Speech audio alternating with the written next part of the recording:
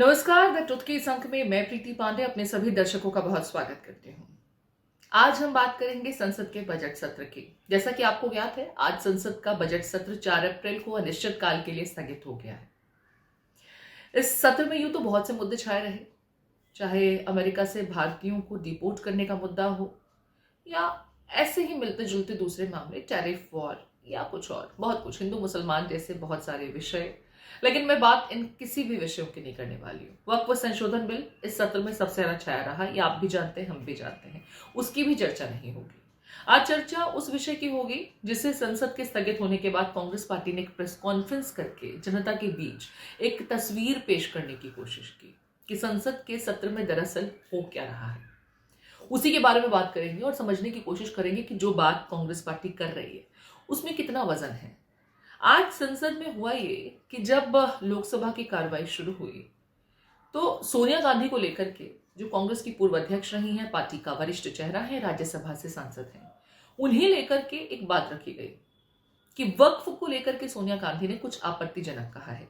वक्फ संशोधन बिल जिस तरीके से पास कराया गया उस पर उन्होंने जो प्रतिक्रिया दी, किरण रिजिजू साहब ने क्या कुछ उस संदर्भ में कहा है, संसदीय कार्य मंत्री हैं, वो आपको जानना चाहिए पहले। और इसके बाद हंगामा कैसे खड़ा हुआ ये हम आपको बताएंगे, और क्या कुछ हुआ और कौन सी पार्टी क्या कह रही है ये आपको समझना होगा।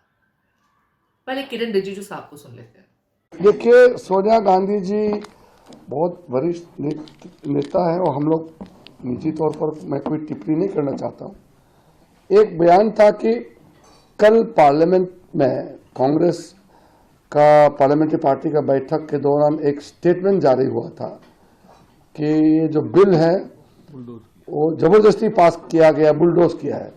तो मैंने सिर्फ उसको प्रतिक्रिया या क्लैरिफिकेशन दिया, इतना मेहनत करके देर रात तक बैठ करके नियम नीति पालन करके पारित होने के बाद भी अगर कहता है कि नियम पालन नहीं हुआ, 3 बार डिवीजन और बुलडोज किया, वो सही नहीं। और डिवीजन हुआ और अमेंडमेंट संशोधन रिकॉर्ड मूव किया, आप सब सुन रहे थे। तो इतना नियम नीति पालन करके अमेंडमेंट एक्सेप्ट करके नियम के तहत जब बिल पारित हुआ तो जबरदस्ती का सवाल कब होता है? जबरदस्ती तब होता है जब डिस्कशन होने नहीं देंगे, अमेंडमेंट मूव करने नहीं देंगे। जबरदस्ती अगर बिल पास करता है तब आप कह सकते हैं कि बिल को बुलडोज किया गया है। यहाँ तो रिकॉर्ड क्रिएट किया, मैंने आपको बता दिया। इतना चर्चा आज तक हुआ ही नहीं संसदीय इतिहास में। शाबाशी देना चाहिए सब मेंबर को, इतना समय दे करके हमने बिल पे चर्चा किया और पारित किया। तो ये कहा जा रहा है कि सोनिया गांधी ने ये कहा कि इस पर चर्चा ही नहीं हुई और इसको जिस तरह से पास कराया गया उसको लेकर के उन्हें आपत्ति थी। इसके बाद क्या था, बीजेपी का पूरा खेमा खड़ा हो गया, हंगामा करने लगा, शोर मचाने लगा, माफी की मांग करने लगा, बहुत कुछ, मतलब इतना हंगामा कि सदन में फिर कार्रवाई नहीं हो पाई। और जो एक पूरी प्रक्रिया होती है उसके बाद संसद को अनिश्चित काल के लिए स्थगित किया गया। जरा ओम बिरला साहब के उस स्टेटमेंट को भी सुन लीजिए। माननीय सदस्यगण, हम 18वीं लोकसभा के चौथे सत्र की समाप्ति की ओर बढ़ रहे हैं। ये सत्र 31 जनवरी 2025 को प्रारंभ हुआ था। इस सत्र में हमने 26 बैठकें की तथा कुल उत्पादकता 118% से अधिक रही। माननीय राष्ट्रपति जी के अभिभाषण पर धन्यवाद प्रस्ताव पर चर्चा पर 173 माननीय सदस्यों ने भागीदारी की। इस प्रकार केंद्रीय बजट पर चर्चा में 169 सदस्यों ने भाग लिया। सत्र के दौरान 10 सरकारी विधेयक पूर्व स्थापित किए गए। वक्फ संशोधन विधेयक सहित 16 विधेयक पारित किए गए। दिनांक 3 अप्रैल 2025 को शून्यकाल में 202 सदस्यों ने लोकमत के विषय सदन में उठाए, जो अभी तक लोकसभा के अंदर अभिलंब लोकमत के प्रश्न उठाए गए का रिकॉर्ड है। माननीय सदस्य, मैं सभी सदस्यों को और सभापति तालिका में शामिल अपने साथियों को, माननीय प्रधानमंत्री जी को, संसदीय कार्य मंत्री को, प्रतिपक्ष के नेता, विभिन्न दलों के नेताओं, माननीय सदस्यों तथा लोकसभा सचिवालय के महासचिव, सचिवालय के अधिकारियों तथा कर्मचारियों एवं संबद्ध एजेंसियों को उनके द्वारा प्रदान की गई सबका धन्यवाद देते हैं। माननीय सदस्य, कृपया आप अपने स्थान पर खड़े हो जाएं। वंदे मातरम। तो चलिए, ये तो हुई आज की प्रक्रिया, लेकिन इसके बाद में एक प्रेस कॉन्फ्रेंस की गई कांग्रेस पार्टी की तरफ से। उस प्रेस कॉन्फ्रेंस में कांग्रेस के प्रमोद तिवारी और गौरव गोगोई जब पेश हुए तो जो तमाम बातें उन्होंने रखी उसको थोड़ा सा समझने की जरूरत है। थोड़ा सा संयम धैर्य के साथ सुनिए तो समझ में आएगा कि दरअसल हो क्या रहा है। यूं तो जैसा कि हमने शुरुआत में ही कहा कि सत्र में बहुत से विषय थे जिसको लेकर के हंगामा हो रहा था, लेकिन मणिपुर एक बहुत महत्वपूर्ण विषय था जहां राष्ट्रपति शासन लगना था, उसके लिए भी अप्रूवल्स होती हैं, उस पर चर्चा होनी थी। 3 घंटे का वक्त मुकर्रर किया गया था, लेकिन वो चर्चा 50 मिनट में समाप्त कर दी गई और राष्ट्रपति शासन को लेकर के जो मंजूरी इत्यादि होनी थी सब कुछ हो गया। कांग्रेस पार्टी यही कह रही है कि दरअसल बीजेपी कर क्या रही है, सदन में विपक्ष की भूमिका निभाती है। सत्ता पक्ष में होकर के बीजेपी के लोग विपक्ष की भूमिका निभा रहे हैं और उसके पीछे बाकायदा एजेंडा होता है। मणिपुर जैसा संवेदनशील मुद्दा जहां राष्ट्रपति शासन लगाने की तैयारी, उसको लेकर के चर्चा ना हो, संवेदनशील विषय है, उस पर तो चर्चा डेफिनेटली होनी चाहिए। 3 घंटे का वक्त तय हुआ, लेकिन 50 मिनट में सब कुछ सिमट गया। सुन लीजिए प्रमोद तिवारी साहब को। रूलिंग पार्टी में था तो देखता था और अपोजिशन में था तो करता था। सदन हाउस की फंक्शनिंग इंस्टॉल करते हुए अपोजिशन को देखा था। हमेशा अपोजिशन करता है कि उसकी आवाज नहीं सुनी जाती और बोलना चाहता है, वो अपनी बात रखना चाहता है, जनता की बात रखना चाहता है।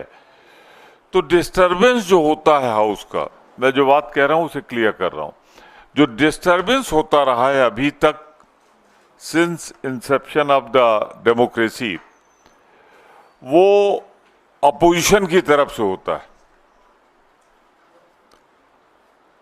पहली बार रूलिंग पार्टी जो लोकसभा और राज्यसभा में भारतीय जनता पार्टी, लगता है उसके डीएनए में फासिस्ट और फासिज्म समा गया है।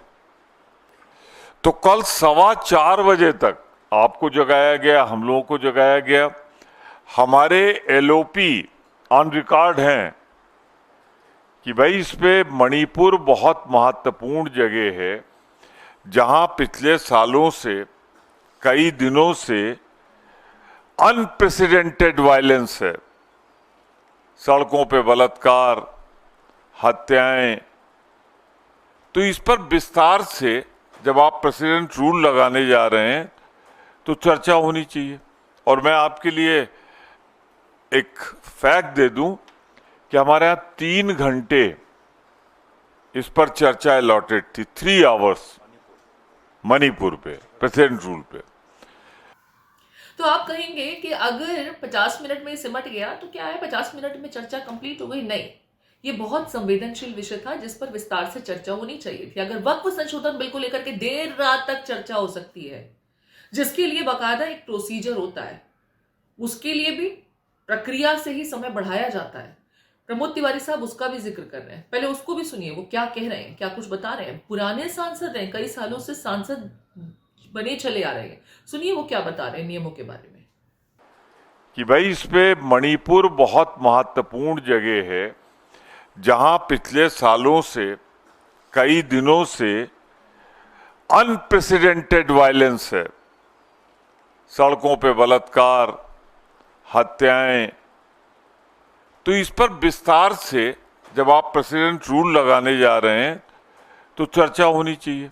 और मैं आपके लिए एक फैक्ट दे दूं कि हमारे यहाँ 3 घंटे इस पर चर्चा अलॉटेड थी, 3 आवर्स मणिपुर पे, प्रेसिडेंट रूल पे। और मालूम है कितनी जल्दी खत्म किया उसको? 50 मिनट में।